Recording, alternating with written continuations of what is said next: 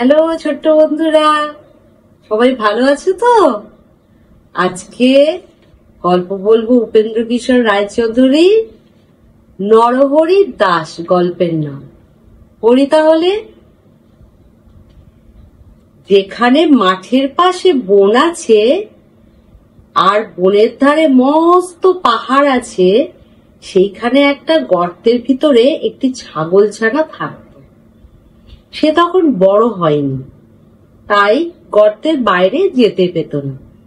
বাইরে যেতে চাইলেই তার মা বলতো, যাস নে, ভালুকে ধরবে, বাঘে নিয়ে যাবে, সিংহে খেয়ে ফেলবে। তা শুনে তার ভয় হতো, আর সে চুপ করে গর্তের ভিতরে বসে থাকত। তারপর সে একটু বড় হলো, তার ভয়ও কমে গেল। তখন তার মা বাইরে চলে গেলেই সে গর্তের ভিতর থেকে উঁকি মারে দেখত। শেষে একদিন একেবারে গর্তের বাইরে চলে এলো। সেইখানে এক মস্ত ষাঁড় ঘাস খাচ্ছিল। ছাগলছানা আর এত বড় জন্তু কখনো দেখেনি, কিন্তু তার শিং দেখেই সে মনে করে নিল ওটাও ছাগল, খুব ভালো জিনিস খেয়ে এত বড় হয়েছে। তাই সে ষাঁড়ের কাছে গিয়ে জিজ্ঞেস করলে, হ্যাঁ গা, তুমি কি খাও? ষাঁড় বললে, আমি ঘাস খাই।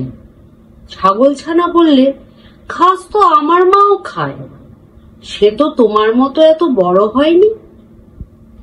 ষাঁড় বললে, আমি তোমার মায়ের চেয়ে ঢের ঢের ভালো ঘাস অনেক বেশি করে খাই।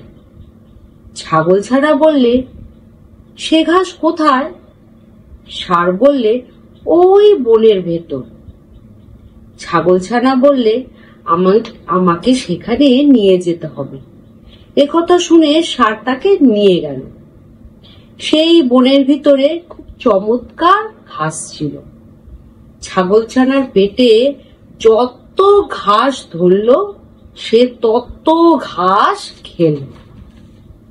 এবার দেখো ঘাস খেয়ে কি হলো। খেয়ে তার পেট এমনি ভারী হলো যে সে আর চলতে পারে না। সন্ধে হলো, ষাঁড় এসে বললে, এখন চলো বাড়ি যাই। কিন্তু ছাগলছানা কি করে বাড়ি যাবে? সে চলতেই পারে না। তাই সে বললে, তুমি যাও, আমি কাল যাব। তখন ষাঁড় চলে গেল। ছাগলছানা একটি গর্ত দেখতে পেয়ে তার ভিতরে ঢুকে রইল। সেই গর্তটা ছিল এক শিয়ালের। সে তার মামা বাঘের বাড়ি নিমন্ত্রণ খেতে গিয়েছিল। অনেক রাত্রে ফিরে এসে দেখে তার গর্তের ভিতর কিরকম একটা জন্তু ঢুকে রয়েছে। ছাগলছানাটা কালো ছিল, তাই শিয়াল অন্ধকারের ভিতর ভালো করে দেখতে পেল না। সে ভাবলো বুঝি রাক্ষস ঠাক্ষস হবে। এই মনে করে সে ভয়ে ভয়ে জিজ্ঞেস করলো, গর্তের ভিতর কে ও? ছাগলছানাটা ভারী বুদ্ধিমান ছিল। সে বললে, লম্বা লম্বা দাড়ি, ঘন ঘন নাড়ি, সিংহের মামা আমি, নরহরি দাস, 50 বাঘে মোর এক এক গ্রাস। শুনেই তো শিয়াল বাবা গো বলে সেখান থেকে দে ছুট। এমন ছুট দিল যে একেবারে বাঘের ওখানে গিয়ে তবে সে নিঃশ্বাস ফেললে। বাঘ তাকে দেখে আশ্চর্য হয়ে জিজ্ঞেস করলে, কি ভাগ্নে, এই গেলে আবার এক্ষুনি এত ব্যস্ত হয়ে ফিরলে যে? শিয়াল হাঁপাতে হাঁপাতে বললে, মামা, সর্বনাশ তো হয়েছে, আমার গর্তে এক নরহরি দাস এসেছে। সে বলে কিনা যে 50 বাঘে তার এক গ্রাস। তা শুনে বাঘ ভয়ানক রেগে বললে, বটে, তার এত বড় আস্পর্ধা। চল তো ভাগ্নে, তাকে দেখাবো কেমন 50 বাঘে এক গ্রাস।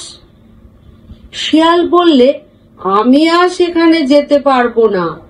আমি সেখানে গেলে যদি সে হা করে আমাদের খেতে আসে, তাহলে তো তুমি তো 2 লাফেই পালাবে। আমি তো তেমন ছুটতে পারবো না, আর সে বেটা আমাকেই ধরে খাবে। বাঘ বললে, তাও কি হয়? আমি কখনো তোমাকে ফেলে পালাবো না। শিয়াল বললে, তবে আমাকে তোমার লেজের সঙ্গে বেঁধে নিয়ে চলো। তখন বাঘ তো শিয়ালকে বেশ করে লেজের সঙ্গে বেঁধে নিয়েছে, আর শিয়াল ভাবছে এবার আর বাঘ মামা আমাকে ফেলে পালাতে পারবে না। এমনি করে তারা দুজনে শিয়ালের গর্তের কাছে এলো। ছাগলছানা দূর থেকেই তাদের দেখতে পেয়ে শিয়ালকে বললে, দূর হতভাগা, তোকে দিলুম 10 বাঘের কড়ি, 1 বাঘ নিয়ে এলি লেজে দিয়ে দড়ি। শুনেই তো ভয়ে বাঘের প্রাণ উড়ে গিয়েছে। সে ভাবলে যে নিশ্চয়ই শিয়াল তাকে ফাঁকি দিয়ে নরহরি দাসকে খেতে দেবার জন্য এনেছে। তারপর সে কি আর সেখানে দাঁড়ায়? সে 25 হাত লম্বা এক লাফ দিয়ে শিয়ালকে শুদ্ধ নিয়ে পালালো। শিয়াল বেচারা মাটিতে আছাড় খেয়ে, কাটার আঁচড় খেয়ে, ক্ষেতের আলে ঠোক্কর খেয়ে একেবারে যায় আর কি। শিয়াল চেঁচিয়ে বললে, মামা আল, মামা আল। তা শুনে বাঘ ভাবে বুঝি সেই নরহরি দাস এলো, তাই সে আরো বেশি করে ছোটে। এমনি করে সারা রাত ছুটোছুটি করে সারা হলো। সকালে ছাগলছানা বাড়ি ফিরে এলো। শিয়ালের সেদিন ভারী সাজা হয়েছিল। সেই থেকে বাঘের ওপর তার এমনি রাগ হলো যে সে রাগ আর কিছুতেই গেল না। কেমন লাগলো আজকের গল্প? ভালো লাগলো? আজকে তাহলে চলি, পড়াশোনা করবে, খেলাধুলা করবে, আর বড়দের কথা শুনবে।